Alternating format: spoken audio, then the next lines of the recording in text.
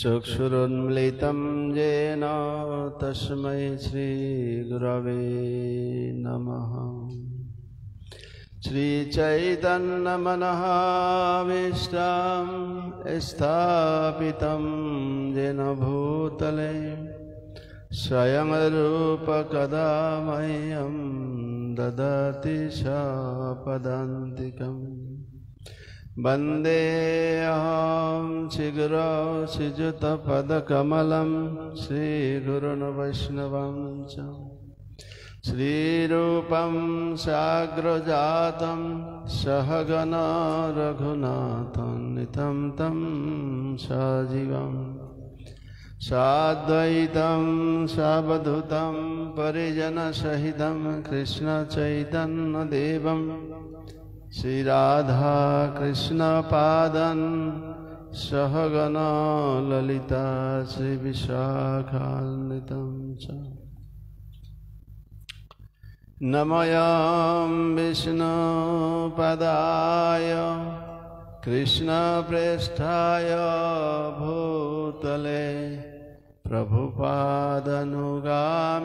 श्री शुभक्षामिने सदा दैनशिले सुभागाय सर्वजीवकृपाब्धये गुरो शिक्षा सदाचार पालकाय नमस्तुते। नमोऽयं विष्णुपदाय कृष्णप्रेष्ठाय भूतले श्रीमते भक्तिवेदान्त स्वामिनिति नामिने। नमस्ते सरस्वती देवे गौरवाणी प्रचारिणे निर्विशेष शून्यवादी पार्षददेशतारिणे। नमो महावदन्नाय कृष्ण प्रेम प्रदायते कृष्णाय कृष्ण चैतन्य नाम्ने गौरतिसे नमो।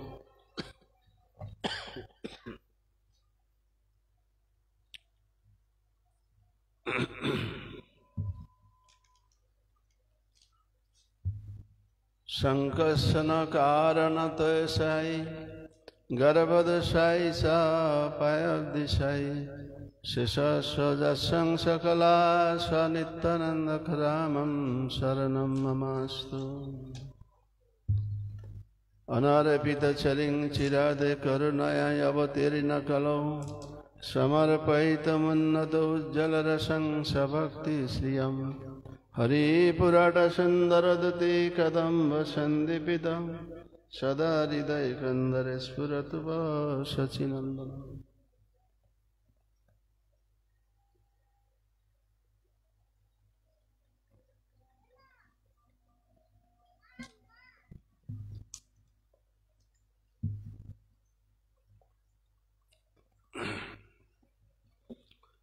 हे कृष्णा करुणा सिंधु दीनबन्धो जगत्पते गोपेश गोपिका कान्त राधाकान्त नमस्तुते। तप्त कांचन गौरांगी राधे वृंदावनेश्वरी वृषभानुसुते देवी प्रणमामि हरिप्रिये। जय श्री कृष्ण चैतन्य प्रभु नित्यानंद श्री अद्वैत गदाधर शिवासादि गौरभक्तवृंद। हरे कृष्ण कृष्ण कृष्ण हरे हरे हरे राम राम राम हरे हरे।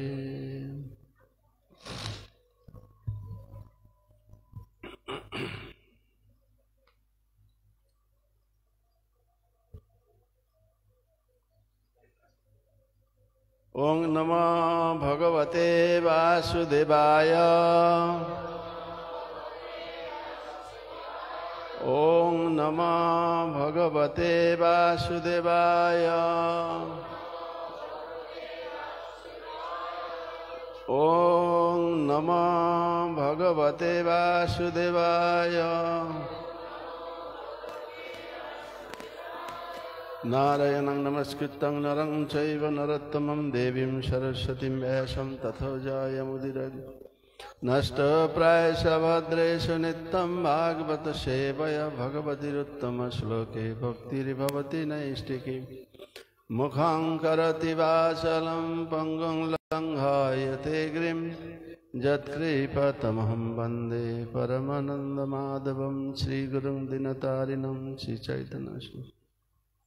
हरे कृष्ण। सुधी भक्तजन, गतकाल আমরা আলোচনা করেছিলাম যে ভগবান কেন এই জগতে আসেন, অবতার কি। অপ্রপঞ্চ জগৎ থেকে, এই প্রপঞ্চ জগৎ চিৎ জগৎ থেকে এই জড় জগতে ভগবান অবতরণ করেন, নেমে আসেন, তাই তাকে বলা হয় অবতার। সেটা বিভিন্ন কারণে, সাধুদের রক্ষা করার জন্য, অসাধুর বিনাশ করার জন্য, ধর্মকে সংস্থাপন করার জন্য, অধর্মের বিনাশ করার জন্য তিনি আসেন। বিশেষ করে ভগবান শ্রী রামচন্দ্র এসেছিলেন, যিনি জগৎকে শিক্ষা দিতে কি করে আদর্শ বর্ণ এবং আশ্রম পালন করতে হয়। আমরা যদি ভগবত ধামে ফিরে যেতে চাই, তার প্রথম সোপান হচ্ছে আমরা আদর্শ বর্ণ এবং আদর্শ আশ্রম পালন করি। বর্ণাশ্রম যদি শিক্ষা দেওয়া না হয়, তাহলে সমাজে কোনো সভ্য মানুষ থাকতে পারবে না। মানুষের আচরণ ঠিক কুকুর, শুয়োর, গরু, গাধার মতো হয়ে যাবে যদি বর্ণাশ্রমে শিক্ষা না দেওয়া হয়। দুর্ভাগ্যবশত মানুষ এখন হিংস্র প্রায় হয়ে গেছেন এই বর্তমান সমাজে। শুধুমাত্র আমরা শাস্ত্র অনুসারে যে বর্ণাশ্রম সিস্টেম পদ্ধতি আমরা পালন করছি না। আমরা ভগবত আগে তো আমাদেরকে মানুষ হতে হবে। সাধারণত আমরা কখনো শুনি না যে একটা শুয়োরের বাচ্চাকে বলতে যে এই তুই শুয়োর হ। কেন? শুয়োরের বাচ্চা সাধারণত শুয়োরই হয়, কুকুরের বাচ্চা কুকুরই হয়, তাকে বলতে হয় না এই তুই কুকুর হ। গাধার বাচ্চা তো গাধাই হবে, সবাই জানে। তাকে কি কেউ বলে এই গাধার বাচ্চা তুই গাধা হ? কেন? বড় হলে গাধাই হবে। কিন্তু মানুষের বাচ্চাকে কেন মানুষ বলে এই তুই মানুষ হ? মানুষের বাচ্চা তো মানুষই হবে। এই কথাটা কেন প্রচলিত আছে সমাজে, এই মানুষের মতো মানুষ হ? তার অর্থ মানুষের মতো হাত, পা, কান, চোখ, নাক, মুখ থাকলেই যে মানুষ হবে তা নয়। আচরণটা যদি হিংস্র পশুর মতো হয়, অসুরের মতো হয়, দৈত্য দানবের মতো হয়, তো সেই পর্যায়ে তাকে ভেবে নিতে হবে। এই জন্য মানুষ হতে বিশেষ আধ্যাত্মিক জ্ঞান থাকতে হবে। জড়জাগতিক জ্ঞান আমাদের দেহ সম্বন্ধীয় জ্ঞান, আর আধ্যাত্মিক জ্ঞান আমাদের আত্মা সম্বন্ধে জ্ঞান। প্রথমেই এই জড়জগতের আমাদের মধ্যে অধিকাংশ লোক আমরা জানি না যে আমি এই শরীর নই, আমি চিন্ময় আত্মা। আমরা সবাই ভাবি যে আমরা হচ্ছি এই শরীরটা। আমাদের স্কুল, কলেজ, ইউনিভার্সিটি প্রতিটা ক্ষেত্রেই দেখা গেছে, প্রতিটা শিক্ষা প্রতিষ্ঠানে আমরা শিখেছি এই শরীরটা আমি, আর শরীর সম্বন্ধীয় বস্তু আমার, আমি এবং আমার, এই চিন্তাধারা নিয়ে জড় জ্ঞান প্রতিষ্ঠিত। আমার গাড়ি, আমার বাড়ি, আমার টাকা পয়সা, আমার ব্যাংক ব্যালেন্স, আমার ছেলে, আমার মেয়ে, আমার স্ত্রী পুত্র, সব আমার আমার আমার।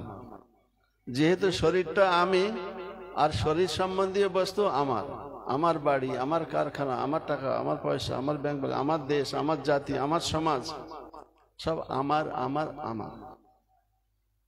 কিন্তু এটা হচ্ছে জড় জ্ঞান। আর এই আমি এবং আমার এই সূত্র আমরা সবাই বর্তমান রেখেছি। আর এই জ্ঞানে আমরা অধিষ্ঠিত বলেই আমরা এই দেহকে প্রতিপালন করার জন্য দিন রাত অর্থ রোজগার, পরিশ্রম, লেখাপড়া যা কিছুই করছি সব একটার জন্য। দেহের কয়েকটা প্রয়োজন আছে এবং সেই প্রয়োজনগুলি সমস্ত প্রাণীদের মধ্যে আছে। সেটা কি? দেহের 4টে প্রয়োজন আছে: খাওয়া, ঘুমানো, আত্মরক্ষা আর বংশবৃদ্ধি। শাস্ত্রে বলছে, ভাগবত বলছে, আহার নিদ্রা ভয় মৈথুনাঞ্চ সামান্যম এতৎ পশুরভির নরানাম ধর্ম হি তেষাম অধিক বিশেষ ধর্মেন হীন পশু সমান। খাওয়া, ঘুমানো, আত্মরক্ষা এবং বংশবৃদ্ধি, এই 4টে জিনিস মানুষের মধ্যে আছে, সমভাবে সমস্ত জীবজন্তু পশু পক্ষী তাদের মধ্যে আছে। তো মানুষের বিশেষত্বটা কি? মানুষকে কেন শ্রেষ্ঠ জীব বলা হয়েছে? কারণ কি? আমরা যা কিছু করছি, খাওয়া, ঘুমানো, আত্মরক্ষা, বংশবৃদ্ধি, কুকুর, শুয়োর, মনুষ্যতর প্রাণী, গরু, গাধা, যাই হোক, সবাই তাই করছে, খাচ্ছে, ঘুমাচ্ছে, আত্মরক্ষা করছে, বংশবৃদ্ধি করছে। তাহলে মানুষের মধ্যে আর আমাদের মধ্যে পার্থক্য কি? এই জন্য শাস্ত্রে বলছেন, পার্থক্য হয়তো আপনারা বলতে পারেন, হ্যাঁ আমাদের জ্ঞান বেশি। আরে জ্ঞান বেশি তো সেই একই জিনিস তো করছি। বেশি লেখাপড়া শিখে ডক্টর, ইঞ্জিনিয়ার, প্রফেসর হয়ে, সায়েন্টিস্ট হয়ে আমরা এই 4টে জিনিসই করছি। গরু, গাধা, শুয়োর, হাতি, ঘোড়া তারা না পড়াশুনো করেও এই 4টে জিনিসই করছে। তাহলে বিবেকটা কোথায়? তাহলে এই জন্য শাস্ত্রে আমাদের জ্ঞানটা দিচ্ছেন, ধর্ম হি তেষাম অধিক বিশেষ ধর্মেন হীনা পশু সমান। আমরা আমাদের ধর্মকে আচরণ করতে পারি, আর যদি আমরা ধর্মকে আচরণ করতে না পারি, যদি না করি, ধর্মেন হীনা পশু সমান, ধর্মহীন ব্যক্তি পশুর সমান। এই জন্য যে মানুষ ধর্মকে আচরণ করে না, ভগবত ভক্তি, ধর্ম মানে কি? কেউ বললো ওইটি ধর্ম হয়ে গেল, কেউ একটা ছড়া বেঁধে দিল, ওটা ধর্ম হয়ে গেল। মাছের বাসা গাছের ডালে, পাখির বাসা জলে, দুর্যোধনের উরুভঙ্গ মানিকতলার খালে, শুনতে খুব ভালো লাগে, ভালো ছড়া। এই ছড়া বাঁধলেই শাস্ত্র হয় না। শাস্ত্র কি? ধর্ম কি? ধর্মম তু সাক্ষাৎ ভগবত প্রণীতম। ধর্ম হচ্ছে ভগবানের দেওয়া নির্দেশ, আইন। সেটা কি? ভগবান সাক্ষাৎ বলে দিয়েছেন ভগবত গীতা, সেটা হচ্ছে ধর্মের আইন। ভগবত গীতা আমাদের আইন গ্রন্থ। আর ভাগবতটা কি?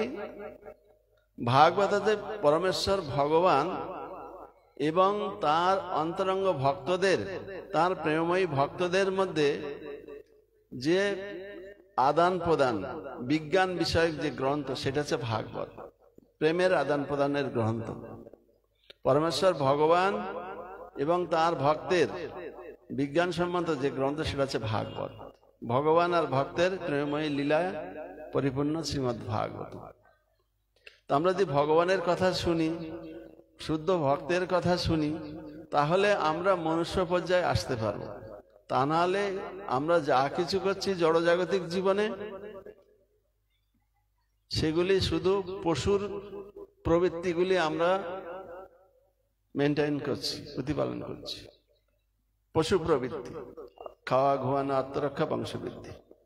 তাহলে আমাদের প্রকৃতপক্ষে মানুষ হতে হবে। মানুষ হতে গেলে ভগবানের নির্দেশগুলি পালন করতে হবে। আর ভগবানের নির্দেশটা কোথায় পাবো আমরা? শ্রীমদ্ ভগবদ গীতা যথাযথ। এটা হচ্ছে ভগবানের আইন গ্রন্থ। আমাদেরকে জানা উচিত আমাদের দেশের কি আইন আছে, তা নাহলে আমরা ভুল করতে পারি। তো ভগবানের কি আইন আছে? কেউ যদি মনে করে যে আমি ভগবানের আইন মানি না, এই দেশের আইন যদি কেউ না মানে, তাকে শাস্তি ভোগ করতে হয় কিনা? তাকে পুলিশ ধরে নিয়ে যাবে, জেলখানায় ঢুকাবে, কোর্টে তুলবে, বিচার হবে, মৃত্যুদণ্ড দিবে বা বিভিন্ন দণ্ড দিবে যদি আইন না মানি। কোর্টে যেয়ে যদি কেউ বলে কেউ চুরি করলো, ডাকাতি করলো, কাউকে হত্যা করলো, এখন কোর্টে যেয়ে যদি বলে আমি তো জানতাম না যেটা অপরাধ, সে আইন বই পড়েনি, জানে না, ম্যাজিস্ট্রেট কি তাকে ক্ষমা করে দিতে পারে? ক্ষমা করে দেয়? যদি আমি জানি না, জানি না বললে হবে না। কেন? আইন বই পড়ুক আর না পড়ুক, সবাইকে আইন মানতে হচ্ছে। পরম্পরা সূত্রে সবাই জানছে, পিতা থেকে, ঠাকুরদাদা থেকে, কাকা থেকে, স্কুল কলেজের মাস্টার প্রফেসরদের থেকে, সবাই থেকে জানছে, সবার থেকে। সে জানি না বললে ম্যাজিস্ট্রেট ক্ষমা করেন না, জাজ ক্ষমা করেন না। আর যদি বলে আপনার দেশে যে এমন আইন আছে সেটা আমি মানি না, ম্যাজিস্ট্রেট কি তাকে পুরস্কার দেবে? ম্যাজিস্ট্রেট আরো যেটা সাজা হওয়ার কথা ছিল তার 10 গুণ বাড়িয়ে দেবে যদি বলে মানি না।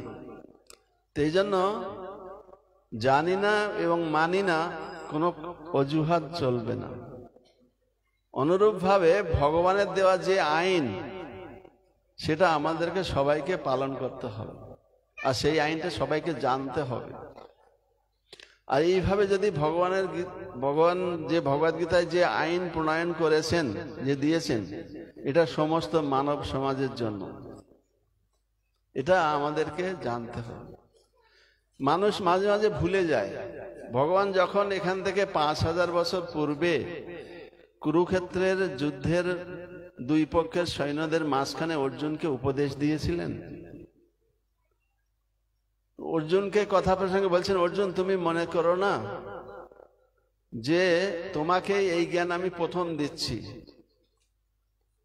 এই জ্ঞান আমি বহু কোটি বৎসর পূর্বে সূর্যদেবকে দিয়েছিলাম। সূর্যদেব বিভাসানকে দিয়েছিল, বিভাসান মনুকে দিয়েছিল, মনু ইক্ষ্বাকুকে দিয়েছিল। এবার এইভাবে রাজস্বী পরম্পরায় এই গীতার জ্ঞান প্রবাহিত হয়ে আসছিল। কিন্তু কালক্রমে পরম্পরা বিচ্ছিন্ন হয়ে যাওয়ার ফলে এই জ্ঞান লুপ্ত প্রায় হয়ে গেছে, জ্ঞান নষ্ট হয়ে গেছে। এই জন্য পুনরায় আমি তোমাকে এই গীতার জ্ঞান দান করছি। অর্জুন তখন বিস্ময়ান্বিত হলেন।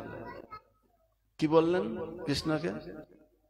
তুমি তো নবীন শাখা, সেদিন জন্মিলে, বহু কোটি বৎসর পূর্বে সূর্য জন্ম নিলে, কোটি কোটি বছর আগে সূর্য জন্ম নিলে, আর তুমি তো আমার নতুন শাখা।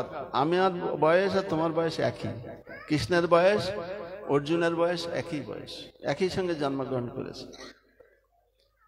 কি করে বুঝি পূর্ব এতদিনে উপদেশ পুরাতন তুমি বলেছিলে?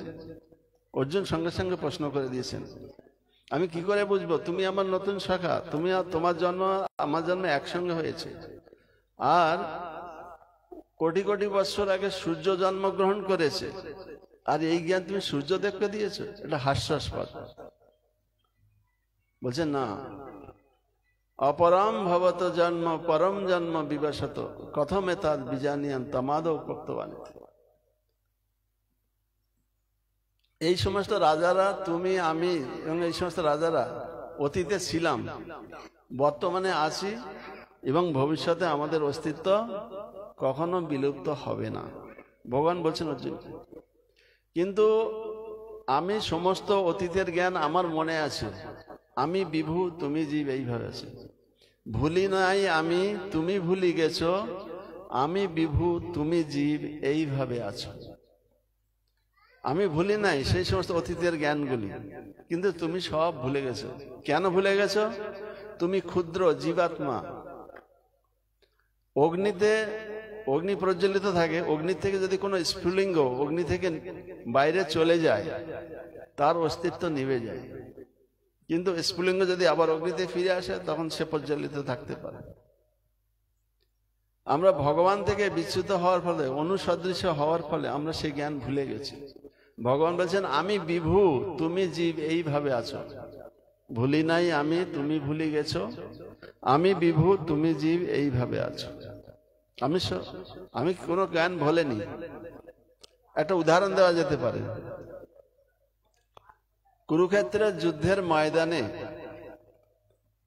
কৌরব পাণ্ডবদের মধ্যে যুদ্ধ হয়েছিলেন, সমস্ত 64 কোটি লোক মারা গিয়েছিলেন কুরুক্ষেত্রের যুদ্ধে। সারা পৃথিবীর সমস্ত রাজারা সৈন্যরা সব এসেছিলেন কুরুক্ষেত্রের যুদ্ধে। এবং যখন দেখা গেল কৌরব পক্ষ সবাই মারা গেছে এবং কৌরবেরা 100 ভাই তারা সবাই মারা গেছে, গান্ধারী অত্যন্ত দুঃখিত হয়ে কিন্তু কি করলেন, কৃষ্ণের কাছে আসলেন। কৃষ্ণের কাছে এসে বললেন, কৃষ্ণ তুমি তো ভগবান, সবাই তোমাকে ভগবান বলে জানে। আচ্ছা, আমি তো আমার সতীত্বের গর্বে, সতীত্বের জন্য আমি 50 জন্মের কথা বলতে পারি। গান্ধারী সতী রমণী ছিলেন। তার যেহেতু ধৃতরাষ্ট্র অন্ধ ছিলেন, জন্মান্ধ, তার সাথে বিবাহ হওয়ার ফলে তিনিও চোখের মধ্যে পট্টি বাঁধে রেখেছিলেন, সারা জীবন কিছু দর্শন করেন। এত পতিব্রতা ছিলেন। বলছে পতিব্রতা গুণে আমি 50 জন্ম, বিগত 50 জন্মের কথা আমি বলতে পারি। 50 জন্মে এমন কোনো পাপ কর্ম করিনি যে যার ফলে 100 পুত্রের মৃত্যু আমাকে একসাথে দেখতে হলো। তোমাকে এটার উত্তর দিতে হবে। ভগবানকে বললেন, কৃষ্ণকে। ভগবান কৃষ্ণ গান্ধারীকে বললেন, পিসি হয়, তাকে বললেন যে দেখুন 50 জন্মে করেননি, কিন্তু তার আগের জন্মে আমরা এই জড় জগতে যে দুঃখ পাই এবং অপরকে দোষারোপ করি, উমুকের জন্য আমার এই দুঃখ কষ্ট, কিন্তু তা নয়। শাস্ত্রে বলছেন তত্তে অনুকম্পম সুষুমিক্ষমান ভুঞ্জান এব আত্মকিতং বিপাকম হৃদ্বাগ বপুভি বিদধান নমস্তে জীবেত যো মুক্তি পদে সদায় ভাগ। তত্তে অনুকম্পম সুষুমিক্ষণ ভুঞ্জান এব আত্মকিতং বিপাকম। আমরা যা ভোগ করছি দুঃখ কষ্ট আমাদের নিজকৃত কর্মফল, অন্যকে দোষারোপ করে লাভ নেই। নিজকৃত কর্মফল ভোগ করতে করতে কেউ যদি কায় মনো বাক্যে পরমেশ্বর ভগবানকে সেবা করেন, এই জগতে সেই ব্যক্তি মুক্তি লাভের একমাত্র অধিকারী, মুক্তি পেতে পারে। তো গান্ধারীকে ভগবান বললেন, আপনি আপনার তার আগের জন্মের কথা স্মরণ করুন। আমরা তো গতকাল কি খেয়েছি বলতে পারি, সকালবেলা কি খেয়েছি এখন বলতে মনে করতে পারছি না, মনে বলতে পারবো না। তাহলে কি করে আগের জন্মের কথা বলতে পারি? সব তো ভুলে গেছি। উনি সাধ্বী রমণী ছিলেন, 50 জন্মের কথা বলতে পারেন। তার আগে কি ছিলাম ভগবান বলছেন, তখন ভগবান স্মৃতি শক্তি দিলেন। তার আগের জন্ম কি করেছিল?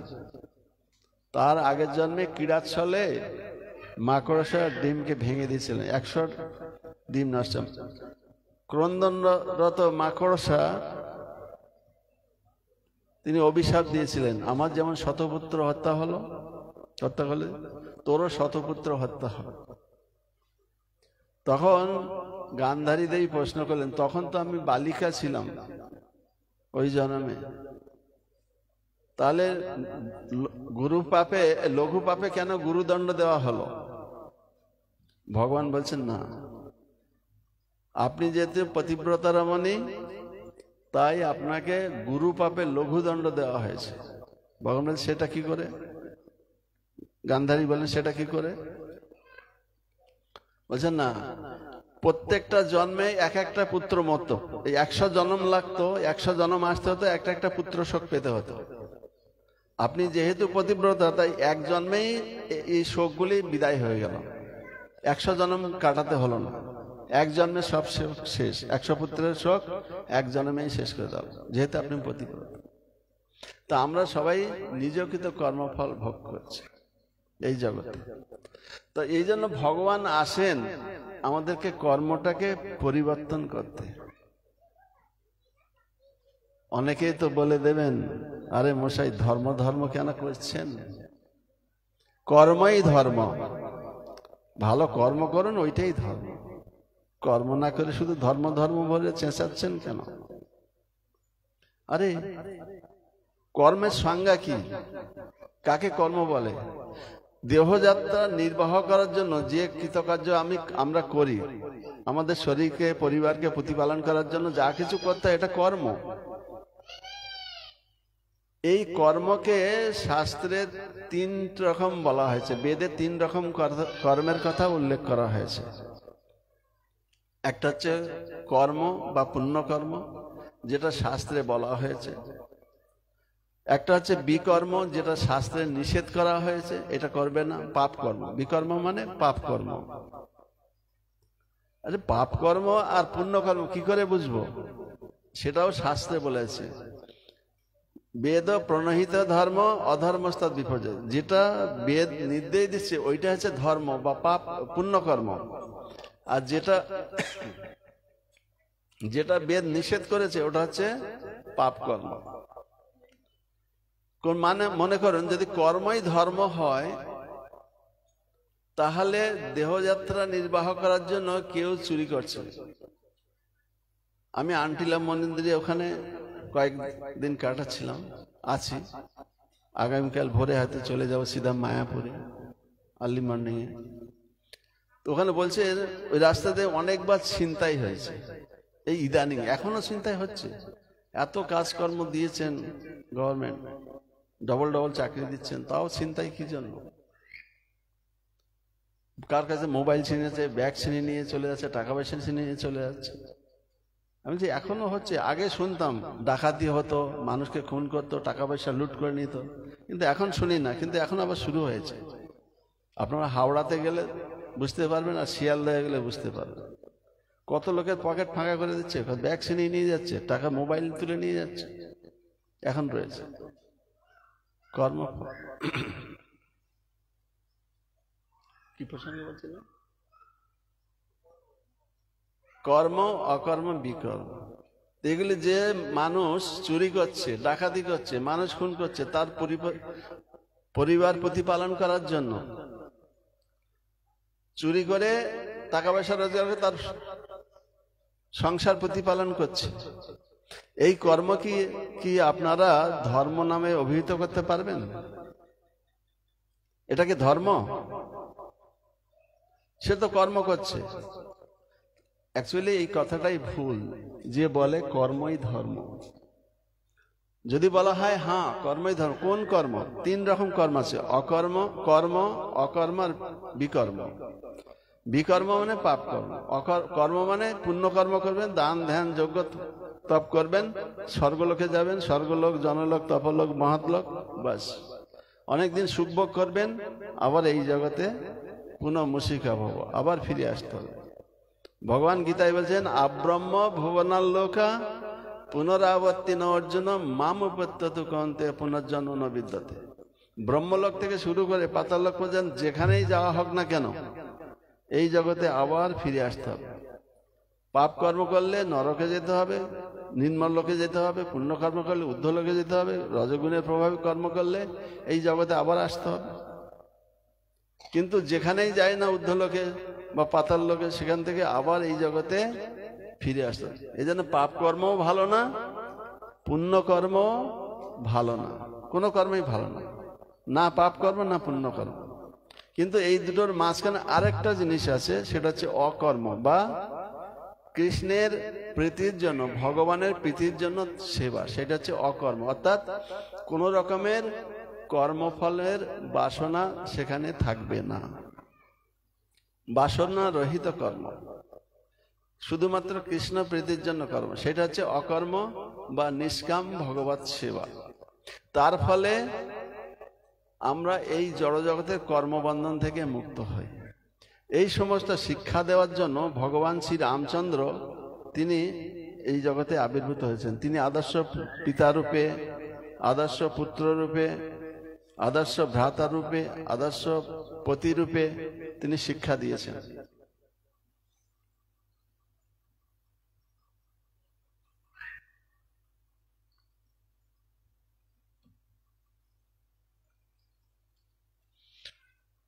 রামচন্দ্রের লীলা থেকে আমরা একটুখানি শ্রবণ করি। গতকাল একটা শ্লোক পড়েছিলাম, আজকে একটা শ্লোক পড়ি, যে ভগবান রামচন্দ্র কি শিক্ষা দিয়েছেন।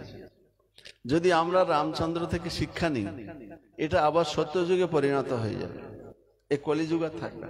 কিন্তু আমরা তা করি না। আমরা আশা করি রামরাজ্যের মতো রাজ্য হোক, কিন্তু রামকে বাদ দিয়ে আমরা অ্যাক্টিং করছি রাবণের, কিন্তু চাইছি রামরাজ্য। দুটো কি করে সম্ভব?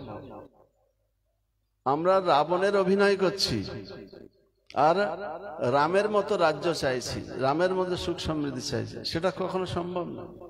যদি রামের রাজত্ব চাই, তাহলে রামের পথ নির্দেশগুলি আমাদেরকে পালন করতে হবে। এখানে একটা শ্লোক পড়ছি, ত্রেতায়াং বর্তমানায়াং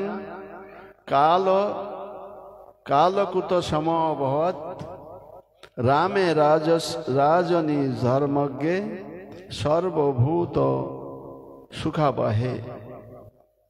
ভগবান শ্রী রামচন্দ্র রাজা হয়েছিলেন ত্রেতা যুগে,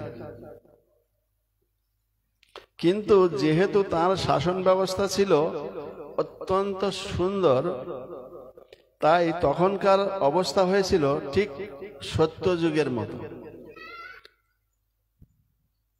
ভগবান রামচন্দ্র ত্রেতা যুগে আবির্ভূত হলেও তার শাসন ব্যবস্থা যেহেতু ছিল অত্যন্ত সুন্দর, ধর্মসম্মত, বেদসম্মত, তাই তখনকার মানুষের অবস্থা ছিল সত্যযুগের মতোই হয়েছিল। সেখানে সকলেই ছিলেন ধর্মপরায়ণ এবং সর্বতভাবে সুখী। সত্যযুগে, আমি গতকাল আলোচনা করেছি, সত্যযুগে 100% লোক ধার্মিক ছিলেন, ত্রেতা যুগে 75% লোক ধার্মিক ছিলেন, দ্বাপর যুগে 50% লোক ধার্মিক ছিলেন, কলিযুগে 20% লোক ধার্মিক, কিন্তু কলিযুগের প্রভাবে সেটাও আর থাকছে না, 25% থাকবে না।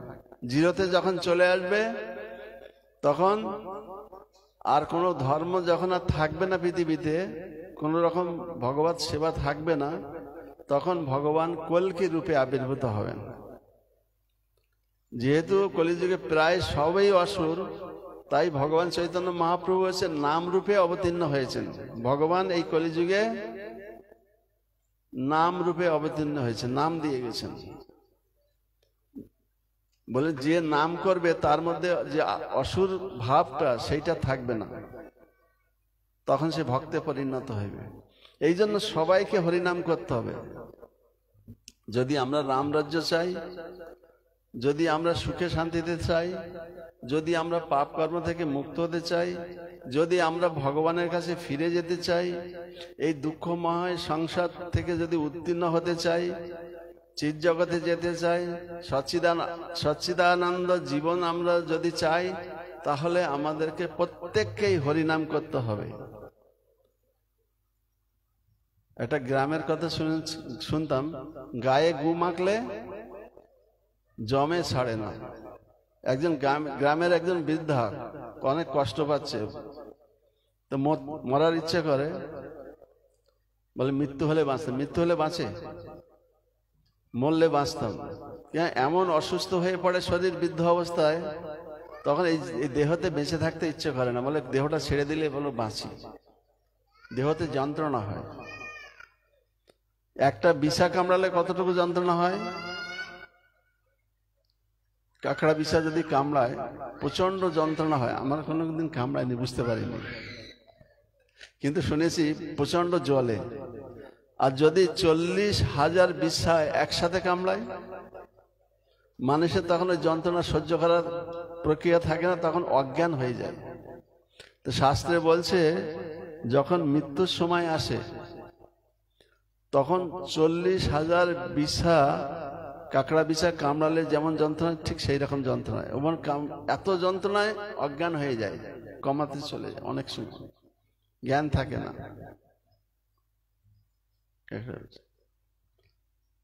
কি কাহিনী বলছিলাম আপনাদের?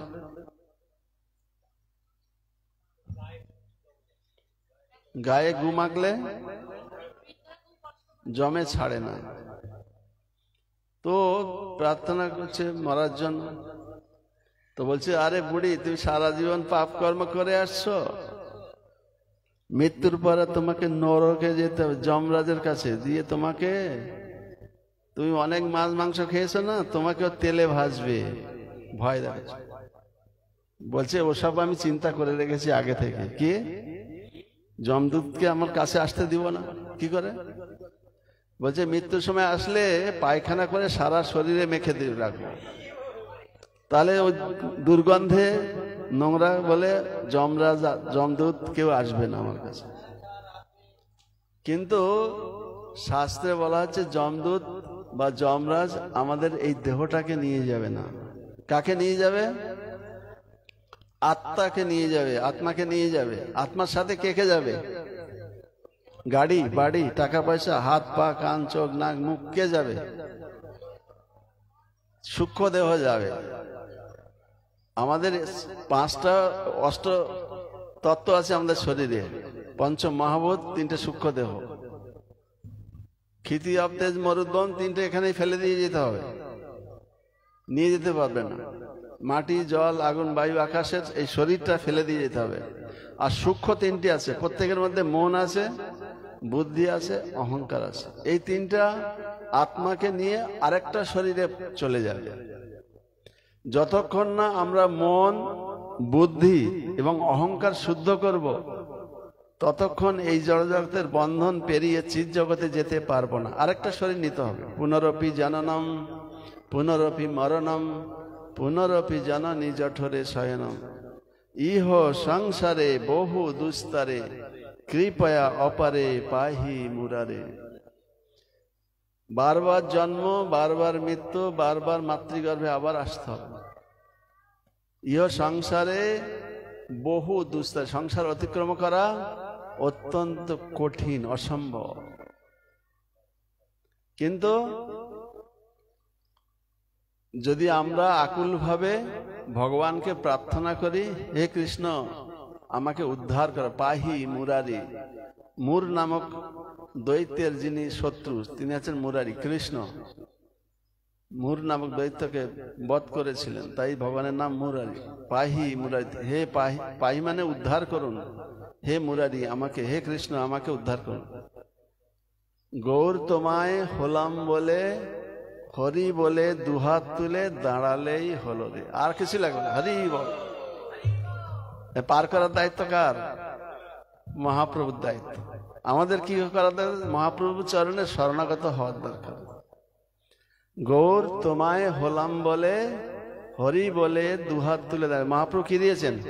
হরে কৃষ্ণা হরে কৃষ্ণা কৃষ্ণা কৃষ্ণা হরে হরে, হরে রাম রাম রাম হরে হরে। এই মহামন্ত্র যদি জপ করি আমরা, সাধ্য সাধন তত্ত্ব যা কিছু সকল হরিনাম মহামন্ত্রে মিলিবে সকল। যা কিছু সাধ্য সাধনা আছে ভগবানের কাছে ফিরে যাওয়ার জন্য, সবকিছু হরিনামের মধ্যে ভগবান দিয়ে দিয়েছেন। আর যদি হরিনাম না করিস, মৃত্যুর সময় যদি গায়ে পায়খানা লেপে রেখে দিই, বিষ্ঠা লাগিয়ে রাখি, যমদূত ছাড়বে না। এই জন্য আমাদেরকে হরিনাম করতেই হবে। না না মরার সময় করব, এখন তো পাপ কর্ম করি কেন? ভগবান বলেছেন অন্তকালে চ মামেব স্মরণ মুক্তা কলেবরম যা প্রয়াতি সমদ্ভবং জাতি নস্তত্র সংসার। যে মৃত্যুর সময় আমাকে স্মরণ করতে করতে দেহত্যাগ করবে, সে আমার কাছে ফিরে আসবে, তাতে কোনো সন্দেহ নেই। তাই সারা জীবন কষ্ট করে, সারা জীবন তো পাপ কর্ম করি, আর এই জড়জগৎ দেহটা উপভোগ করি, তারপর মৃত্যু যখন আসবে তখন একটু হরিনাম করব, হবে কেন? ভগবান বলছেন মৃত্যুকালে করার জন্য। মৃত্যুর সময় কবে মরবেন, আমরা কবে মরব? পরীক্ষিত মহারাজ তিনি বুঝতে পেরেছিলেন তার আয়ু 7 দিন আছে, তাই তিনি না খেয়ে, না ঘুমিয়ে, না কিছু পান করে অনবরত ভগবান কৃষ্ণের কথা শ্রীমদ্ ভাগবতম শ্রবণ করেছিলেন। ছিল শুকদেব গোস্বামীর কাছ থেকে। তিনি বুঝতে পেরেছিলেন যে 7 দিন পরে আমাকে মরে যেতে হবে। এই 7 দিনের মধ্যে কি করবে, কি ভোগ করবে? 7 দিন কারো যদি বলা হয় তোমার 7 দিন আয়ু আছে, তখন তাকে ভালো মন্দ খাবার দিলেও তার আর রুচি হবে না। 7 দিন পর তাকে মরতে হবে।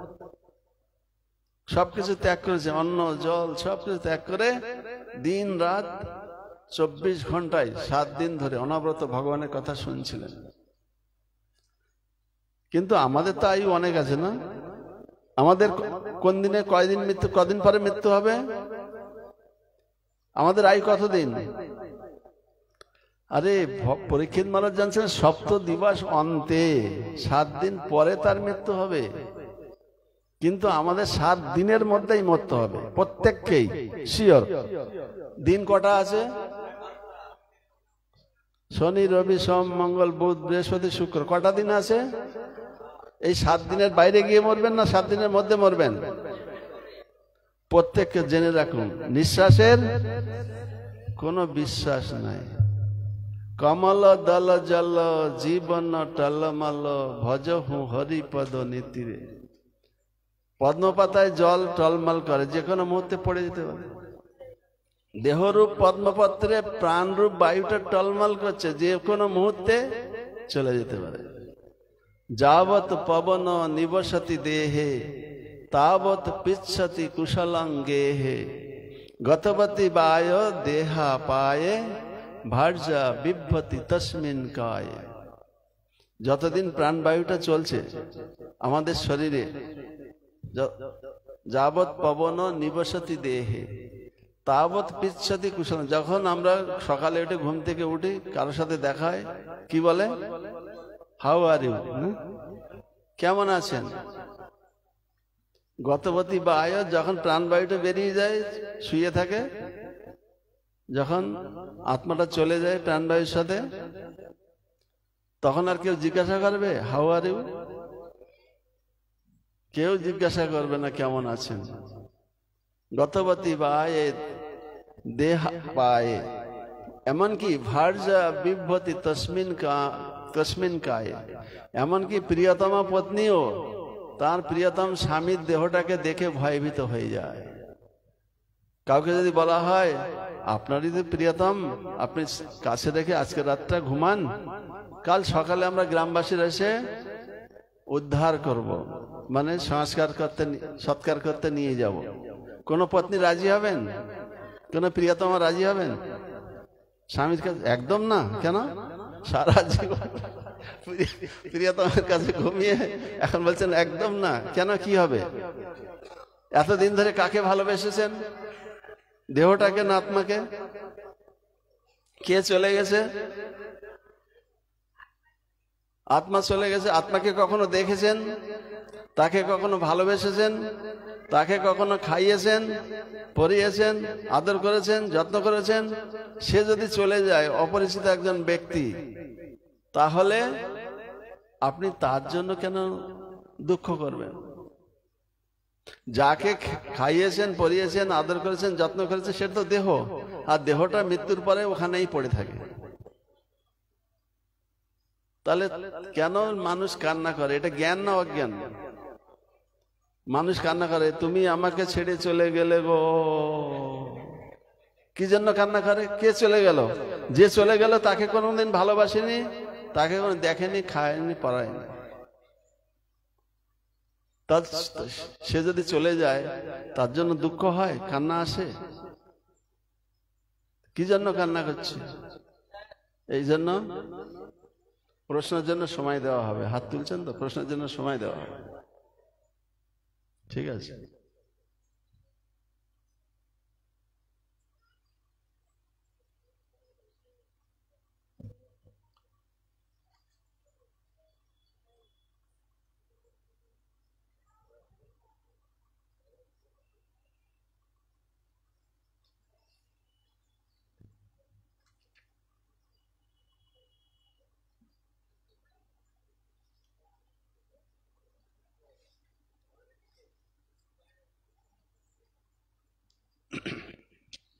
প্রভুপাদ তাৎপর্য বলছেন, সত্য, ত্রেতা, দ্বাপর এবং কলি, এই চারি যুগের মধ্যে কলিযুগ হচ্ছে সবচাইতে নিকৃষ্ট। কিন্তু এই কলিযুগেও যদি বর্ণাশ্রম ধর্মের প্রথা প্রবর্তন করা যায়, তাহলে এই কলিযুগেও সত্য যুগের আবির্ভাব সম্ভব। সেই উদ্দেশ্য নিয়েই হরে কৃষ্ণ আন্দোলন বা কৃষ্ণ ভক্তির আন্দোলন, যাতে সত্য যুগের সূচনা করতে। ভক্তিবিনোদ ঠাকুর বলছেন, যেদিনে গৃহে ভজন দেখি, গৃহেতে গোলক ভাই, চরণ সিধু দেখিয়া গঙ্গা, সুখ নাহি সীমা পায়। যেদিন গৃহে ছেলে মেয়ে, নাতি নাতনি, ভাই বোন সবাই মিলে, বাবা মা সবাই মিলে যদি হরে কৃষ্ণ মহামন্ত্র হাতে তালি দিয়ে কীর্তন করে, ওই গৃহটাই আর কারাগার থাকে না। যদিও ওই জড়জগৎটা কারাগার, কিন্তু সেই গৃহ আর কারাগার থাকে না, সেটা গোলক হয়ে যায়। ভগবানের নাম, আনন্দ থাকে সেখানে। এই জন্য গৃহটাই গোলক বৃন্দাবন করুন, ঘরটাই, দেশটাকেই গোলক বৃন্দাবন করুন। সেটা কি করে সম্ভব? যদি আমরা সবাই কৃষ্ণ কীর্তন করি। কৃষ্ণ কোথায় থাকেন? নাহং তিষ্ঠামি বৈকুণ্ঠে। ভগবান নিজেই বলছেন, নারায়ণ, নারদ মানে, হে নারদ, কেউ কেউ মনে করে আমি বৈকুণ্ঠে থাকি, কিন্তু আমি বৈকুণ্ঠেও থাকি না। যোগী নাম আপনি হৃদয়ে বা, আমি যোগীদের হৃদয়েও থাকি না। কেন? ভগবান তো পরমাত্মা রূপে যোগীদের হৃদয়ে আছেন। সর্বস্ব চাহম হৃদয়, সামনে সবার হৃদয় রয়েছে। ভগবান বলছেন, আমি যোগীদের হৃদয়েও থাকি না। কোথায় থাকেন তাহলে? মদ ভক্ত যত্র গায়ন্তি, আমার ভক্তরা যেখানে আমার গুণমহিমা কীর্তন করেন, তত্র তিষ্ঠ আমি নারদ, সেখানে আমি সর্বদাই অবস্থান করি। ভগবান তো যদি আমরা ভগবানের কথা আলোচনা করি, ভগবানের কথা কীর্তন করি, তার মানে ওখানেই সবসময় ভগবান। আর কলিযুগে নাম রূপে কৃষ্ণ অবতার। এই হরে কৃষ্ণ মহামন্ত্র আমরা যখন, কৃষ্ণ স্বয়ং, আমরা আমাদের জিহ্বা নড়ে না, জিহ্বা নৃত্য করে না। যখন আমরা হরে কৃষ্ণ মহামন্ত্র কীর্তন করি, জিহ্বা নৃত্য করে, তার মানে কৃষ্ণ আমাদের জিহ্বায় নৃত্য করেন। আর যার জিহ্বা হরে কৃষ্ণ মহামন্ত্র জপ করে না, কীর্তন করে না, ও জিহ্বাটা হচ্ছে ভেকের জিহ্বা। ভেক মানে কি জানেন? ব্যাঙের জিহ্বা। বর্ষাকালে ব্যাঙ ক্যাও ঘ্যাও ঘ্যাও করে না, ওই ঘ্যাঙর ঘ্যাও আওয়াজটা সবার কি মিষ্টি লাগে? কিন্তু ওই ব্যাঙের বিরক্তিকর আওয়াজ কেউ শুনে না, কিন্তু সে আওয়াজ করেই চলে। তার পরিণাম স্বরূপ কি হয়? সর্পরূপী মৃত্যু তার কাছে এসে, ও তুমি এখানে আছো, তাই সাপ এসে তাকে ধরে। তো আমরা যদি কৃষ্ণ কথা না শুনি, কৃষ্ণ কথা না বলি, ভগবানের নাম উচ্চারণ না করি, তো আমাদের ভেকের কোলাহল করছি আমরা দিন রাত। মৃত্যুরূপ সর্প আমাদেরকে গ্রাস করবে। বিলেবৎ, ভাগবত বলছে, বিলেবৎ উরুক্রম বিক্রমান যে ন ছিন্নত কর্ণপুটে নরস্য, জিহ্বা অসতি দাদ্দরিকে বসুত, ন চ উপগায়তি উরুগায় গাথা। বিলেবদ মানে সাপের গর্ত। যার কর্ণে কখনো ভগবানের কথা প্রবেশ করেনি, ও কানের গর্তটা হচ্ছে সাপের গর্ত। সাপের গর্তে কি থাকবে? বিষধর সাপ। তো আমরা যদি ভগবানের কথা না শুনি, বিষয়ের কথা শুনবো। বিষয়ের ধ্যায় তচ্চিত্তম বিষয়েষু বিসজ্জতে মামনু স্মর তচ্চিত্তম ময়েব প্রবিলিয়তে। বিষয়ের কথা শুনতে শুনতে বিষয়ের গর্তে আমরা নিমজ্জিত হব। সংসার কূপ থেকে আর উদ্ধারের কোনো রাস্তা নেই। কিন্তু মামনু স্মর তচ্চিত্তম, আমাকে যদি কেউ স্মরণ করে, ভগবান বলছে তাঁর চিত্ত আমাতেই লীন হয়ে যাবে। যদি ভগবানের কথা শ্রবণ করি, ভগবানের কথা কীর্তন করি, আমাদের মন বুদ্ধি অহংকার সম্পূর্ণরূপে শুদ্ধ হবে এবং এই জড়জগতের বন্ধন মুক্ত হয়ে আমরা ভগবানের কাছে ফিরে যেতে পারবো। এই জন্য মহাপ্রভু বলছেন সবাইকে, এই জগতে সবাইকে হরে কৃষ্ণ মহামন্ত্র কীর্তন করুন, যাদের এখনো জপমালা নেননি। যখন মানুষ মরে যায় কিভাবে নিয়ে যায়? পালকি করে, চারজনে শুয়ে দিয়ে চারজনে কাঁধে করে নিয়ে যায়। পায়ের মধ্যে বাঁধা থাকে, কোমরে বাঁধা থাকে, বুকের মধ্যে বাঁধা থাকে, মাথাটা খোলা থাকে। চারজনে যখন যায়, পিছনে একজন অগ্নি নিয়ে একজন সামনে যায় না? কি বলতে বলতে যায়? বলো হলো। আর যে উপরে থাকে কি বলে? ঘাড় নাড়তে থাকে, আমি বলবো না, তোরা বল।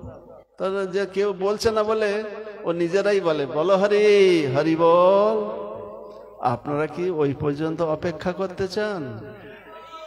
উপরে গিয়ে চারজনের কাঁধে উঠে যখন যাবেন শ্মশানের দিকে, তখন যে হরি কথা বলবেন না এখন বলবেন?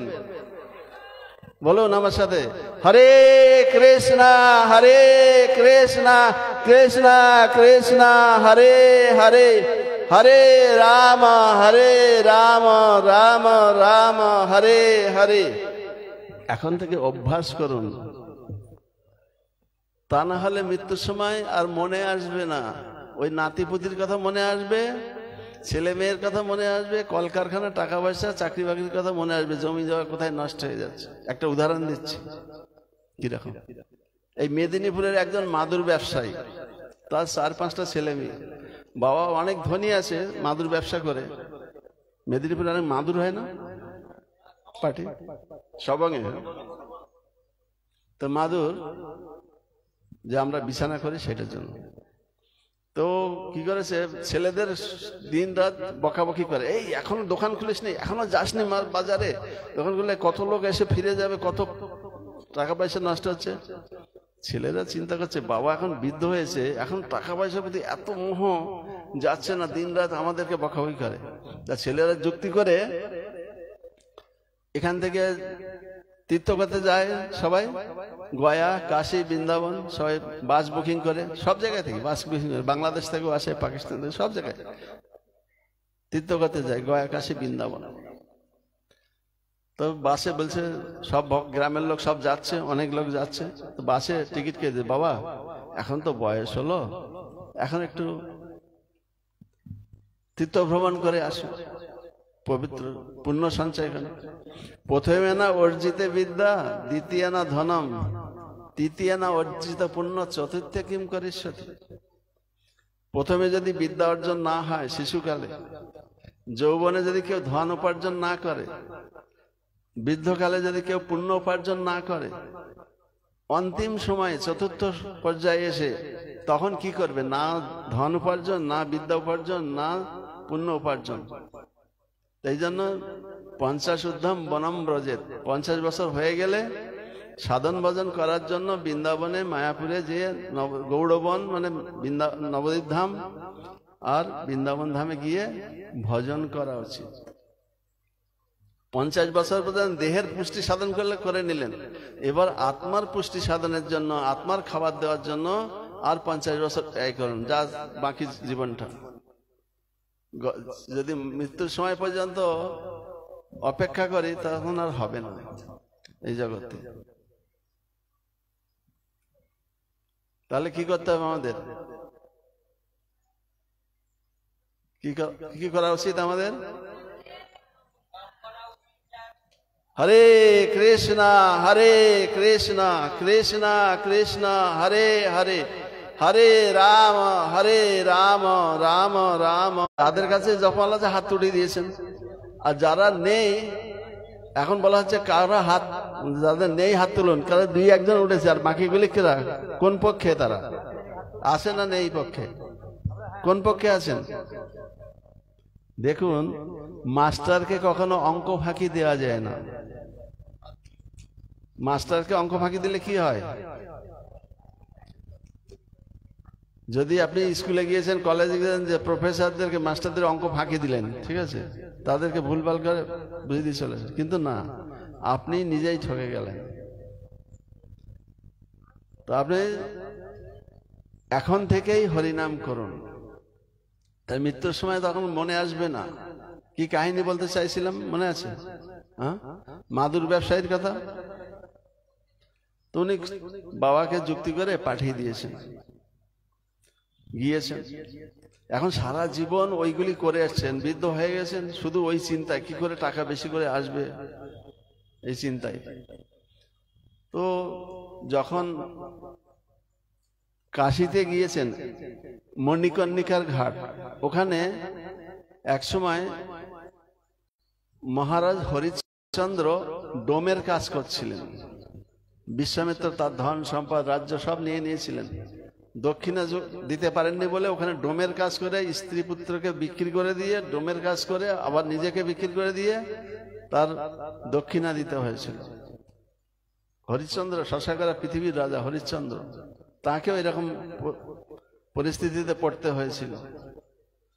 আর সেই জায়গায় যখন গিয়েছে, দেখছে যে লাইন ধরে ডেড বডি যাচ্ছে, আর এক একটা ডেড বডি পোড়ানোর জন্য 7 মণ 8 মণ করে কাঠ বিক্রি হচ্ছে। ওখানে যে ওনার কান্না করছেন, তখন গ্রামবাসীরা সবাই চিন্তা করছেন যে শ্মশান ঘাটে এত মরা পড়তে দেখে ওনার একটু বৈরাগ্যের উদয় হয়েছে, তাই কান্না করছেন।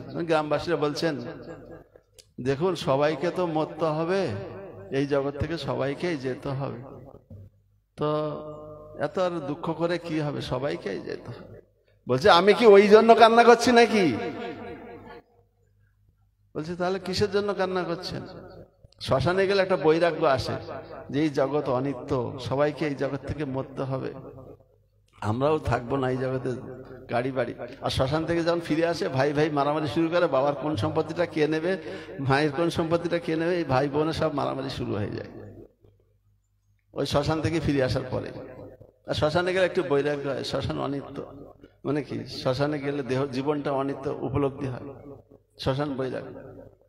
তো বলছে, তাহলে আপনি কি জন্য এত কান্না করছেন? বলছে, আমি সারা জীবন কত লস করেছি মাদুরের ব্যবসা করে, এখানে যদি একটা কাঠের ব্যবসা খুলতাম তাহলে কোটিপতি হতে পারতাম। চিন্তাধারাটা কোথায়? তো সারা জীবন যেটা করবেন ওই চিন্তাটাই অন্তিমকালে চলে আসবে। আপনি যদি হরে কৃষ্ণ করেন, ভক্ত সেবা করেন, হরিনাম করেন, তাহলে ওই কৃষ্ণ চিন্তাটাই মাথায় আসবে। যদি দিন রাত বিষয়ের চিন্তা করেন, এই জড় জগতের কাজকর্মে লিপ্ত থাকেন, ওই চিন্তায় ছেলেরা কোথায় আছে, আমার ওই ব্যবসাটা নষ্ট হয়ে যাবে, ভগবান আমাকে আর 2 দিন সময় দিন, আমার ওই ব্যাংকের অ্যাকাউন্টটা ঠিক করতে হবে, আমার ওই কাজটা বাকি আছে, 1 সেকেন্ডও দিবে না ভগবান।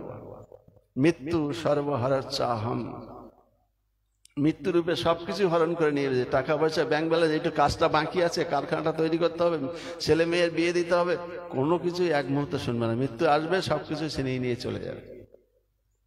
তাহলে প্র্যাকটিস করতে হবে আমাদের, কি হরে কৃষ্ণ নাম জপ করতে, হরে কৃষ্ণ কৃষ্ণ কৃষ্ণ হরে হরে, হরে রাম রাম রাম হরে হরে। এখন আপনারা মায়াপুরে যান, দেখেন কত ভক্ত দেখতে পাবেন, পৃথিবীর কত মন্দির আছে। এই বাগনানের আমাদের গৌরলোক প্রভু প্রচার করে কত ভক্ত তৈরি করেছেন, তারা এই পথে আসছেন, কিন্তু এখনো অজস্র হাজার হাজার লোক বাকি আছেন, হরিনাম করছেন না। তারা চিন্তা করছেন, এখন হরিনাম করব, শিশুকাল গেল হাসিতে খেলিতে, যৌবন কাল যাবে রসে, আর বৃদ্ধকাল যাবে ভাবিতে ভাবিতে, জমেরও তরাসে। তাহলে কোন কালে ভজন করবেন? যারা বুদ্ধিমান তারা কি করবেন? কৌমারত আসরত প্রাজ্ঞ।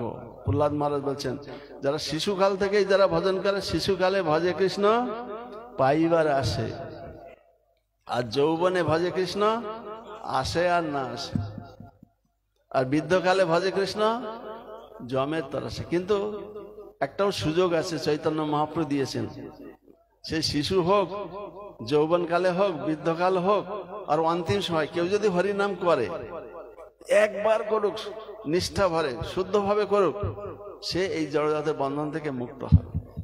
এই জন্য শুদ্ধভাবে করার জন্য আমাদেরকে অভ্যাস করতে হবে প্রতিনিয়ত।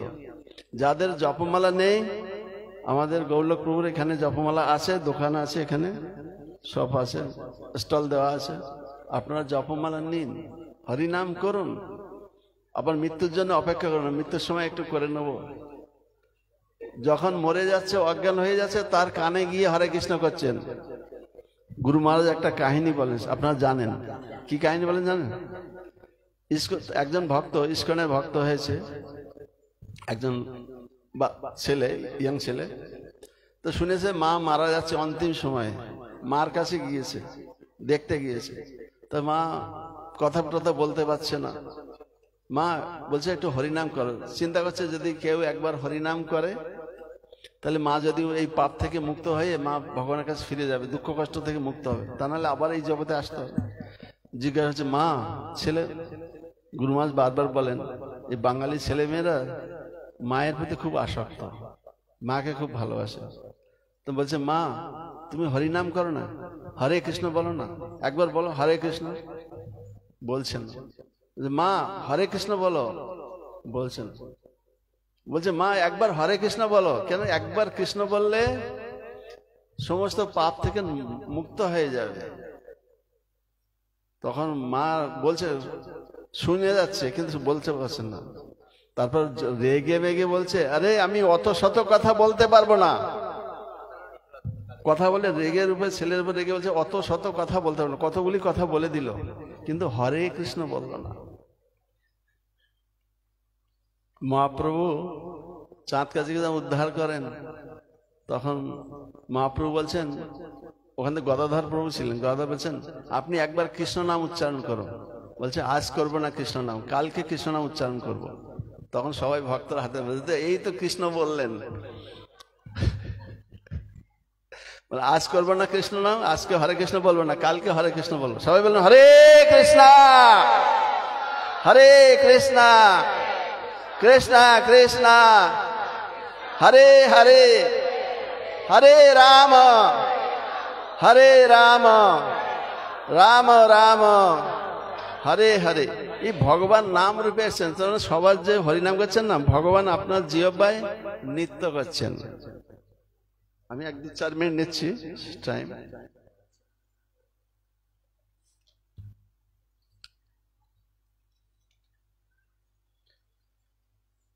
প্রভুর তাৎপর্য বলছেন, কলের দোষে নিধে রাজন অস্থি এক মহান গুণ কীর্তনা দেব কৃষ্ণস্ব মুক্ত সঙ্গ পরম। কলিযুগ যদিও দোষের সমুদ্র, একটা মহান গুণ আছে, কীর্তনা দেব কৃষ্ণ। সে কৃষ্ণ কীর্তন করে এই জড়জগতে বন্ধন মুক্ত হয়ে পরম ব্রজে, পরমেশ্বর ভগবানের ধামে চলে যেতে পারে। হে রাজন, এই কলিযুগ যদিও পাপে পূর্ণ, তবুও এই যুগে একটি সদ্গুণ রয়েছে। কেবল হরে কৃষ্ণ মহামন্ত্র কীর্তনের ফলে জড়জগতের বন্ধন থেকে মুক্ত হয়ে চিৎ জগতে উন্নীত হওয়া যায়। শ্রীমদ্ ভাগবতে বর্ণনা করা আছে, মানুষ যদি হরে কৃষ্ণ মহামন্ত্র কীর্তন করে, এই আন্দোলনে অংশগ্রহণ করে, সবাই ইস্কন ছাড়া গতি নয়। ইস্কন মানে কি? আন্তর্জাতিক কৃষ্ণ ভাবনামৃত। যারা কৃষ্ণ ভাবনাতে অনুশীলন করতে চান, যারা কৃষ্ণ ভাবনাতে প্রচার করতে চান, তারা ইস্কনে যোগদান করা উচিত, কৃষ্ণ ভাবনামৃতের সঙ্গে যোগদান করা উচিত। প্রভুপাদ এখানে তাৎপর্য লিখছেন, তাদেরকে যে মানুষ ভগবানের কাছে ফিরে যেতে চায়, তাকে হরে কৃষ্ণ মহামন্ত্র জপ কীর্তন করতে করে এই আন্দোলনে যোগদান করেন, তাহলে তারা নিঃসন্দেহে কলিযুগের কলুষ থেকে মুক্ত হবেন এবং এইভাবে মানুষ স্বর্ণযুগ বা সত্যযুগের মানুষদের মতো সুখী হতে পারবেন। যে কোনো ব্যক্তি যে কোনো স্থানে অনায়াসে এই হরে কৃষ্ণ আন্দোলনে অংশগ্রহণ করতে পারেন। তাকে কেবল হরে কৃষ্ণ মহামন্ত্র কীর্তন করতে হবে, বিধিনিষেধগুলি পালন করতে হবে এবং পাপময় জীবন থেকে মুক্ত থাকতে হবে।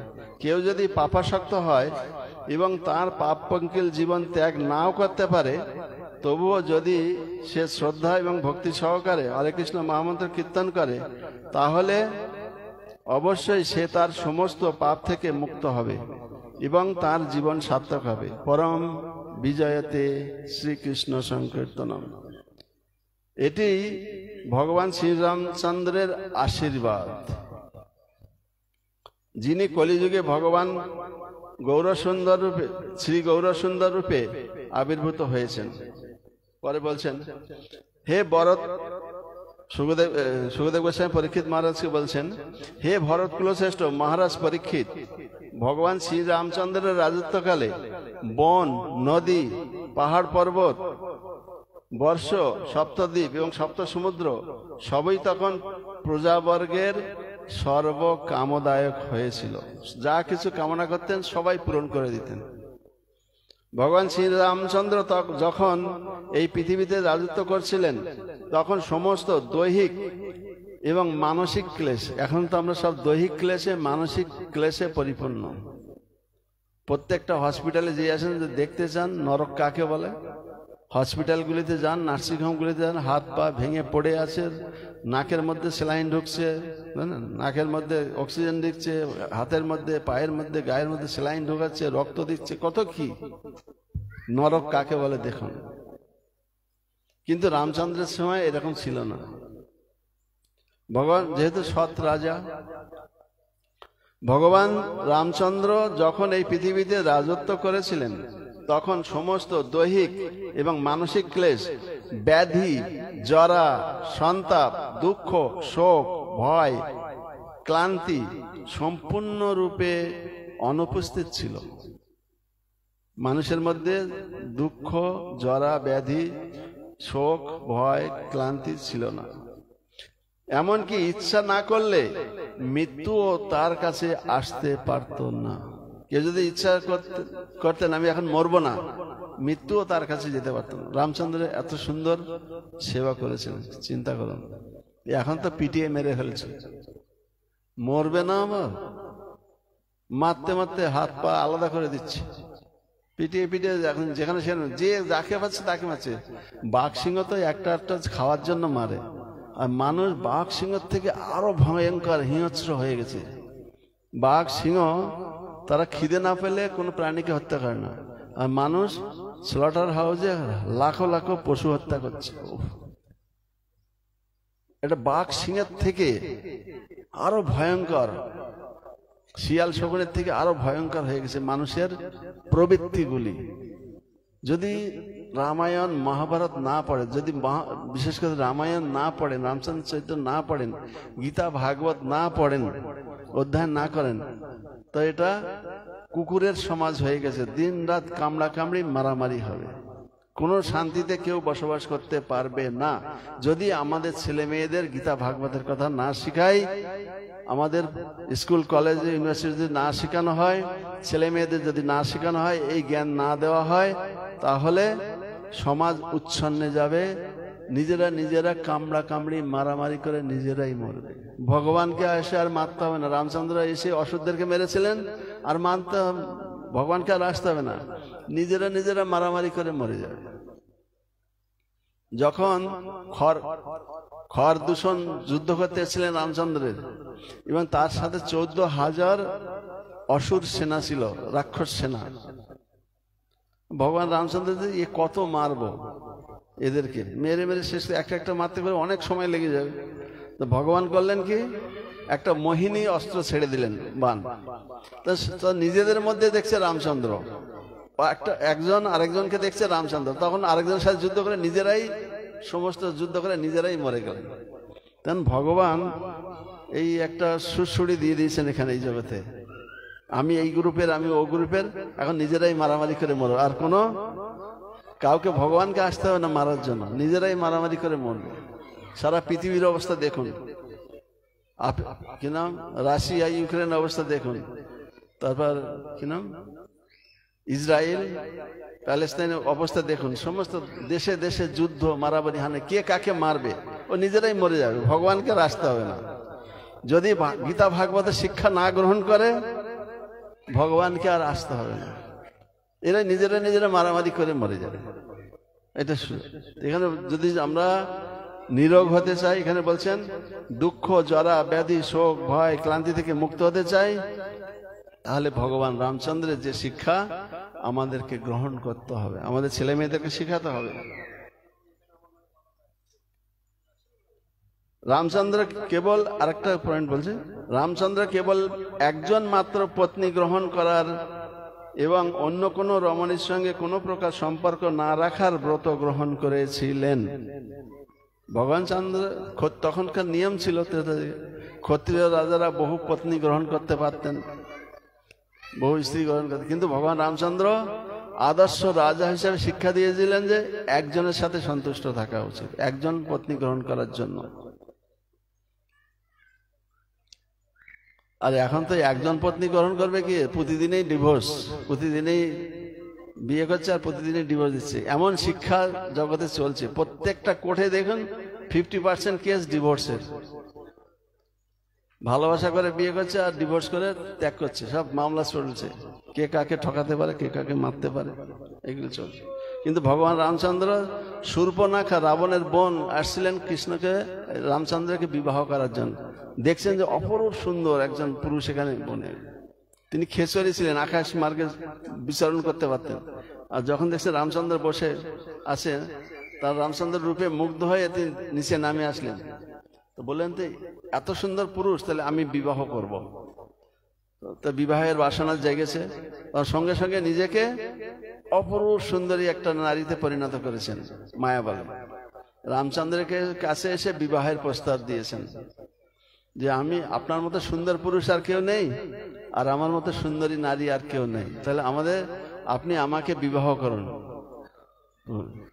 তো রামচন্দ্র বলছেন, দেখো আমার ভাই ওখানে আছে, আমার বউ এখানে আছে, আমার পত্নী সীতা দেবী এখানে আছে, আর আমার ভাই এখন লক্ষণ ওখানে আছে, তুমি ওর কাছে যাও বরং। তো লক্ষণ আগে বলছেন, বুঝতে পেরেছেন, আগে শূর্পণখা রাবণের বোন আগে চেয়েছিল কাকে, রামচন্দ্রকে। তখন লক্ষণ এটা শুনেছেন যে পিতা দাদার সাথে বিবাহের প্রস্তাব চলছে আর কি। তখন ওটা যখন রামচন্দ্র না করে দিলেন, আমার বউ রয়েছে এখানে সীতা দেবী, আর লক্ষণ তো তার বউ আছে, কিন্তু সে তো রাজপ্রাসাদে আছে, ও তো একলা আছে, তুমি ওকে যে, ও সুন্দর আছে, তুমি ওর কাছে যাও। লক্ষ্মণ তো সংকর্ষণ।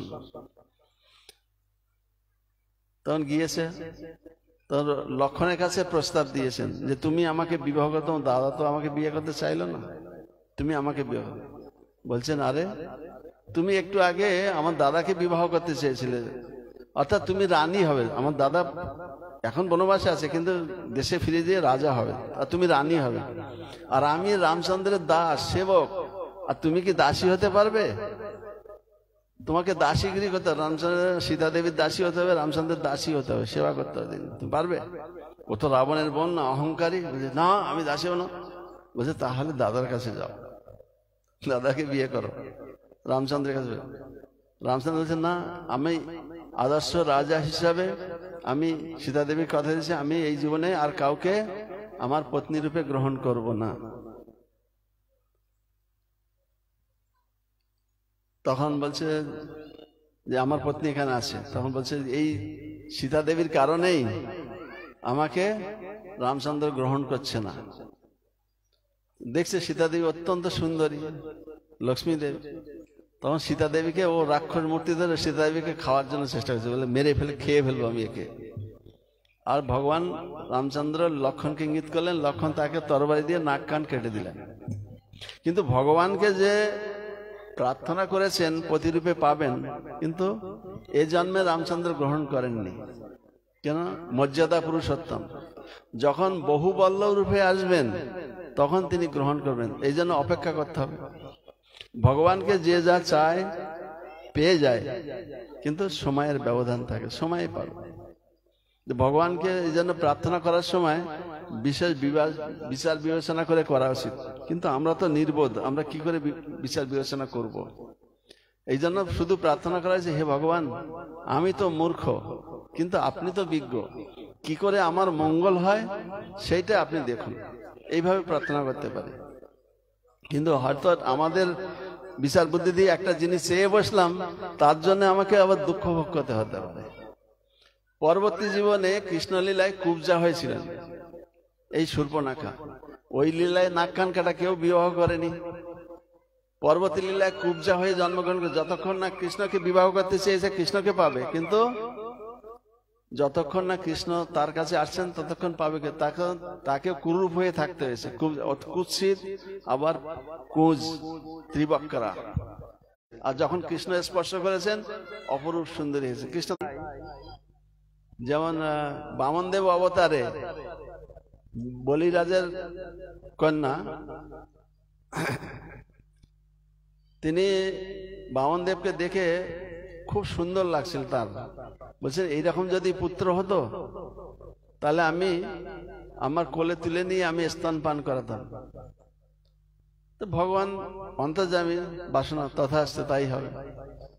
পরবর্তী থেকে রাজ্য ছিনিয়ে নিয়ে যখন তাকে পাতালে প্রবেশ করে দিলেন, তাকে সুতল লোকে রেখে দিলেন, বলছে এইরকম যদি আমার পুত্র হতো আমি মুখে বিষ দিয়ে আমি মেরে দিতাম। বুঝলেন, তাই হবে। পুতানা হয়ে আসলো, সে মাতৃবৎ কোলে তুলে নিল, কৃষ্ণকে স্তন পান করালো, কিন্তু বিষ স্তন পান করালো। তার ফলে ভগবান তার প্রাণ বিষ স্তনের সাথে, তার দুগ্ধের সাথে তার প্রাণও নাশ করে নিলেন এবং তাকে বৈকুণ্ঠ লোক পাই। ভগবানকে পেয়েছে, পুত্র রূপে পেয়েছে, বিষও দিয়েছে। তো এখন আমরা কি প্রার্থনা করব সেটা আমাদের উপর নির্ভর করছে। ভগবান সবার প্রার্থনা মঞ্জুর করেন, কিন্তু সঙ্গে সঙ্গে না, একটু হয়তো দেরি হতে পারে, কিন্তু প্রার্থনা করলে ভগবান অবশ্যই দিবেন, তিনি পরম পিতা। তো আমরা প্রার্থনা কি করব, কি করতে হয় সেটা এখানে থেকে আমরা শিখতে পারি। রামচন্দ্র এখানে বলছে, একটা লাইন পড়ছে, অন্য কোন রমণীর সঙ্গে কোনো প্রকার সম্পর্ক না রাখার ব্রত গ্রহণ করেছিলেন। তিনি ছিলেন একজন রাজর্ষি এবং তার চরিত্র ছিল রাগ, দেশ আদি কলুষ থেকে সম্পূর্ণভাবে মুক্ত। তিনি সকলকে সদাচার শিক্ষা দিয়েছিলেন, বিশেষ করে গৃহস্থদের আচরণীয় বর্ণাশ্রম ধর্ম। এইভাবে তিনি স্বয়ং আচরণ করে জনসাধারণকে শিক্ষা দিয়েছেন। ভগবান শ্রী রামচন্দ্র কি জয়, সমবেত ভক্তবৃন্দ কি জয়। কারো কোনো প্রশ্ন আছে?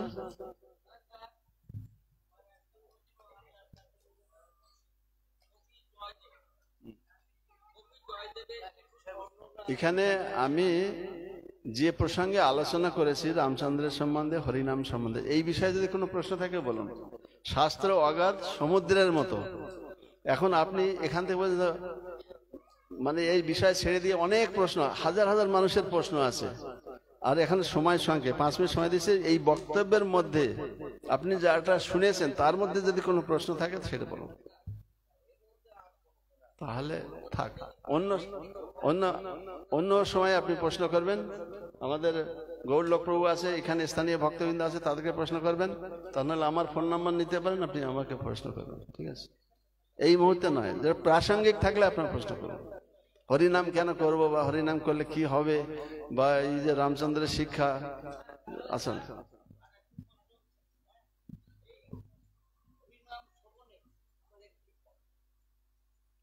হরিনাম শ্রবণে আমাদের কি ফল আপনারা শুনতে চান? এক সময় ভগবান নারদ মুনি তো সর্বত্রই বিচরণ করতে পারেন। তিনি কখনো বৈকুণ্ঠে, কখনো গোলকে, কখনো স্বর্গে, কখনো মর্ত্যলোকে, কখনো পাতাললোকে, যেখানে সেখানে যেতে পারেন। তা ভগবান নারদ মুনি শুনেছেন যে এই কলিযুগে মানুষ হরিনাম করে এই ভববন্ধন থেকে মুক্ত হবে। কেন, সত্যযুগে ধ্যান করতে হতো, হাজার হাজার বছর ধরে ধ্যান। ত্রেতা যুগে যজ্ঞ করতো, অশ্বমেধ যজ্ঞ, গৌমেধ যজ্ঞ, রাষ্ট্রীয় যজ্ঞ, কোটি কোটি টাকার ব্যাপার, অনেক শক্তি সামর্থ্যের ব্যাপার। কলিযুগে পারবে না মানুষ। দাপর যুগে সারাদিন পূজা অর্চনে ব্যস্ত থাকতো, 16 64 পূজা অর্চনে ব্যস্ত, সেটাও পারবে না কলিযুগের মানুষ। এই জন্য হরিনাম করলো, হরিনাম করলেই মুক্তি লাভ হয়ে যাবে, জগতের বন্ধন থেকে মুক্তি হয়ে ভগবত ধামে চলে যাবে। তো নারদ মুনি সন্দেহ হয়েছে, কোনো কিছু না, শুধু হরিনাম করলেই হয়ে যাবে। উনি নারায়ণকে জিজ্ঞাসা করছেন, বৈকুণ্ঠে চলে গেছে নারায়ণ, কলিযুগে সহজ পন্থা এত সহজ, হরে কৃষ্ণ মহামন্ত্র, হরে কৃষ্ণ কৃষ্ণ কৃষ্ণ হরে হরে, হরে রাম রাম রাম হরে হরে হরে। তো এই শুধু মন্ত্রটা জপ করলেই মানুষ মুক্ত হয়ে যাবে? এর মাহাত্ম্যটা কি আপনি আমাকে বলুন। তো নারায়ণ সরাসরি কিন্তু উত্তর দিলেন না। নারায়ণ বললেন, হে নারদ, তুমি এক কাজ করো, এখান থেকে মর্তলোকে যাও, যার সাথে তোমার প্রথম দেখা হবে তুমি তাকে এই কথাটা জিজ্ঞাসা করবে যে হরিনাম হরিনাম করলে কি হয়। নারদ মুনি সঙ্গে সঙ্গে মর্তলোকে চলে আসছেন। তার স্মরণ মাত্রায় তিনি চলে আসতে পারেন, এত দ্রুত চলতে পারেন। চলে আসছেন, দেখছেন যে যখন মর্তভূমিতে এসছেন দেখছেন যে একটা গাভী মল ত্যাগ করেছে, গোবরের মধ্যে একটা পোকা, সাদা পোকা ওখানে লাফাচ্ছে। তখন বলছে এইটা তো এই মর্তলোকের প্রথম জীব, তো আমি এটাকে দেখলাম। তখন ওই গোবরের পোকাটাকে জিজ্ঞাসা, এই হরিনাম শুনলে কি হয় বলো তো, হরে কৃষ্ণ মহামন্ত্র করলে কি হয়? হরিনাম শুন। তখন কি করলেন, কি পোকাটার সঙ্গে সঙ্গে ওখানে মারা গেল। মারা যাওয়ার পরে তো বলছে উত্তর তো পেলাম না। ওখান থেকে চলে গেলেন আবার বৈকুণ্ঠে। প্রভু, উত্তর তো পেলাম না, আপনি যাকে বললেন প্রথম জীবকে দর্শন করলেই তুমি উত্তরটা জানতে পারবে, হরিনাম করলে কি হয়, হরিনাম শুনলে কি হয়। তখন ওখান থেকে নারায়ণ মুনি আবার জিজ্ঞাসা করছেন যে তাহলে আপনি আমাকে উত্তরটা বলুন। বলছেন না, তুমি এক কাজ করো, তুমি আবার যাও, দেখবে একটা সদ্যজাত বাছুর লাফালাফি করছে মর্তলোকে, গাভী বাচ্চা দিয়ে সদ্য বাছুর দৌড়াদৌড়ি করছে, ওকে যেই জিজ্ঞাসা করো। নারদ মুনি চিন্তা করছেন যে হরিনামের মাহাত্ম্য শুনতে আমাকে আবার মর্তলোকে যেতে হবে, তার দরকার হরিনামের মাহাত্ম্যটা। তখন আবার চলে আসছেন, চলে এসে যখন জিজ্ঞাসা দেখছেন যে একটা গাভীর বাছুর, ধবধবে বাছুর ছুটোছুটি করছে, তখন পাশে এই বলো তো হরিনাম করলে কি হয়। তো নারদ মুনির মুখে এই যে মহামন্ত্র, এই কলিযুগে করলে কি হবে মহামন্ত্র শুনেছেন, হরে কৃষ্ণ কৃষ্ণ কৃষ্ণ হরে হরে, হরে রাম রাম রাম হরে হরে। তখন ওখান থেকে সঙ্গে সঙ্গে নারদ মুখে মুখে হরিনাম শুনেই বাস মরে গেছে। নারদ মুনি বলছে, আরে গোহত্যা মহাপাপ, আমি গোহত্যা করে দিলাম।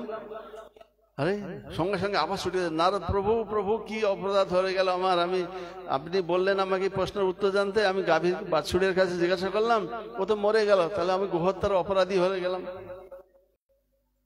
বলছেন না না, তুমি এক কাজ করো, আবার যাও, এই মর্তলোকে দেখবে রাজকুমার জন্মগ্রহণ করেছে, রাজার একটা পুত্র হয়েছে, বড় উৎসব হচ্ছে, তুমি রাজকুমার সদ্যজাত শিশুকে জিজ্ঞাসা করবে। একটা মানুষের বাচ্চা কতদিন লাগে জিজ্ঞাসা করতে, কথা বলতে কতদিন লাগে? 1 বছর 2 বছর মিনিমাম 1 বছর, তার মা বাবা বলতে শিখে, দাদা দাদা বলতে শিখে। তখন সদ্যজাত শিশু হয়েছে, ভগবান তাকে পাঠিয়ে দিলেন রাজকুমার। নারদ মুনিকে দেখে রাজা খুব আনন্দ পেলেন যে আছে ও দেবর্ষি আসছেন আমার গৃহে, কত সৌভাগ্য। তাকে পূজা অর্চন করে বলছেন, প্রভু আপনি আমার গৃহে আসছেন নারদ মুনি, তা আমার একটা পুত্র সন্তান হয়েছে, আপনি তাকে দর্শন করেন, তাকে আশীর্বাদ করেন। নিয়ে গেছে, আর নারদ মুনির উদ্দেশ্য তো সেটাই। নারদ মুনি গিয়ে বলছেন, নারদ মুনি চিন্তা করছেন এবার রাজা তো আমাকে জ্যান্ত রাখবে না, যদি মরে যায়। তখন নারদ মুনি জিজ্ঞাসা করছেন, আরে আমি তো নারায়ণের কাছে গিয়েছিলাম, তো নারায়ণ উত্তর দেয়নি। আচ্ছা খোকা তুমি বলো তো, রাজকুমার তুমি বলো তো যে হরিনাম করলে কি হয়, হরিনাম শুনলে কি হয়। তখন বলছেন, দেখুন হে নারদ, আপনি যে প্রথমে নারদ মুনি, আপনি সর্বজগতের গুরু, প্রথম জন্মে আমি ছিলাম একটা বিষ্ঠার কীড়া, আপনার মুখে জন্ম হরিনাম শুনে আমি সঙ্গে সঙ্গে ওই দেহ থেকে মুক্ত হয়ে যাই, গিয়ে আমি গোজনী শেষে আর পশুজনী নাই, গাভী জন্ম লাভ করি, শান্ত শিষ্ট ভদ্র, তারপরে মানব জন্ম পায় মানুষ। তখন আমি একটা বাছুর হয়ে জন্মগ্রহণ করেছিলাম, সে জন্মে আপনার মুখে হরিনাম শুনে সে জন্ম আমার, ওই জন্মে আমি দেহত্যাগ হয়ে যাই।